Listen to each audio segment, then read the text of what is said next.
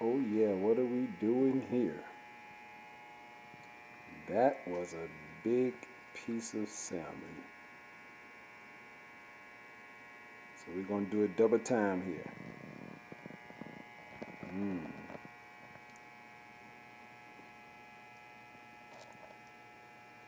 Some fresh lemon slices on the bottom.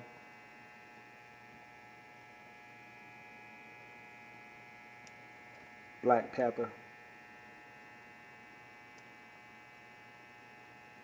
Some garlic seasoning from Mrs. Dash.